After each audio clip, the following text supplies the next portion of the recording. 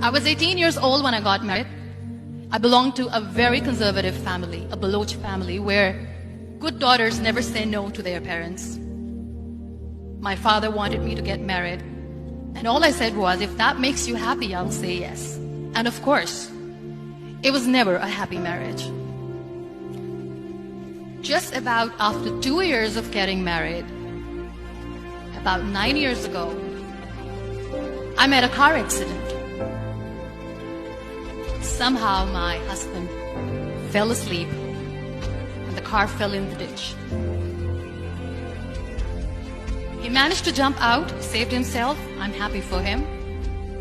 But I stayed inside the car and I sustained a lot of injuries. The list is a bit long. Don't get scared. I'm perfectly fine now. Radius ulna of my right arm were fractured. The wrist was fractured.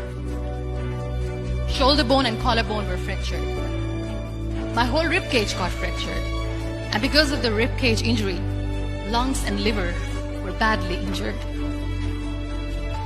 I couldn't breathe. I lost urine and bowel control. That's why I have to wear the bag wherever I go. But that injury that changed me and my life completely as a person and my perception towards living my life was the spine injury. 3 vertebrae of my backbone were completely crushed and I got paralyzed for the rest of my life. So this accident took place in a far-flung area in the outskirts of a very small province, Balochistan, where there was no first aid, no hospital, no ambulance. I was in the middle of nowhere in that toppled car. Many people came to rescue. They gave me CPR. They dragged me out of the car. And while they were dragging me out, I got the complete transection of my spinal cord. I finally ended up in a hospital where I stayed for 2.5 months. I underwent multiple surgeries. Doctors have put a lot of titanium in my arm. There's a lot of titanium at my back to fix my back. That's why people in Pakistan call me the Iron Lady of Pakistan.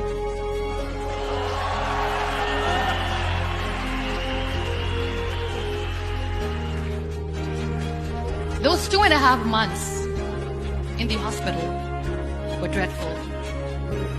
I will not make up stories just to inspire you. I was at the verge of despair.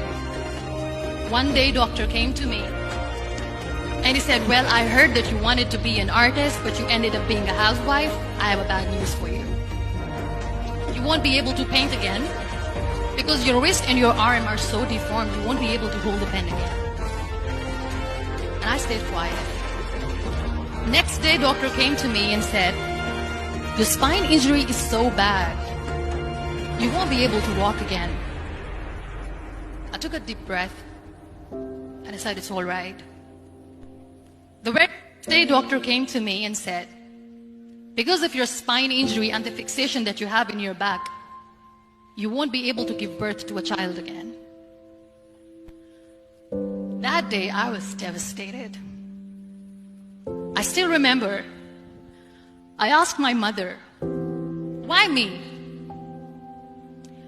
And that is where I started to question my existence. Why am I even alive? What's the point of living?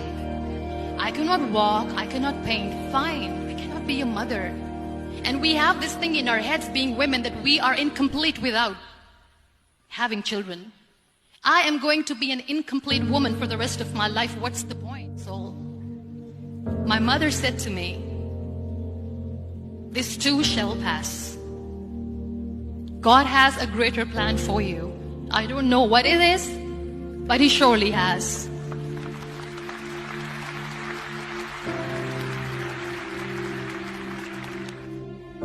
So what kept me going was, one day I asked my brothers, I know I have a deformed hand, but I'm tired of looking at these white walls in the hospital and wearing these white scrubs.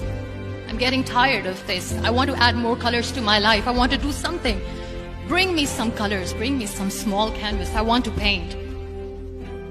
So the very first painting I made was on my deathbed, where I painted for the very first time. There were a lot of infections in my body, a lot of allergies.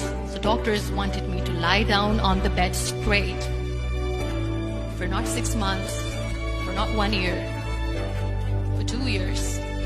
I was bedridden, confined in that one room, looking outside the window, listening to the birds chirping, and thinking maybe there will be a time when we'll be going out with the family and enjoying the nature. That was the time where I realized how lucky people are, or they don't realize. And you know how it all began? That day I decided that I'm going to fight my fears. We all have fears. Fear of unknown, fear of known, fear of losing people, fear of losing health, money. We want to excel in career, we want to become famous, we want to get money. We are scared all the time.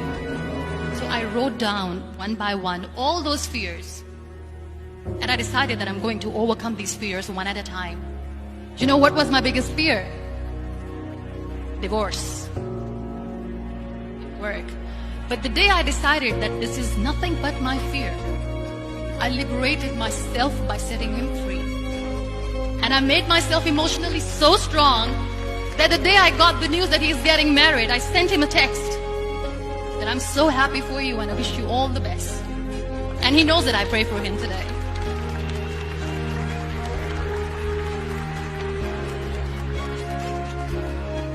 My biggest fear, number 2, was I won't be able to be a mother again. And that was quite devastating for me. But then I realized there are so many children in the world, all they want is acceptance. So there is no point of crying, just go and adopt one. And that's what I did.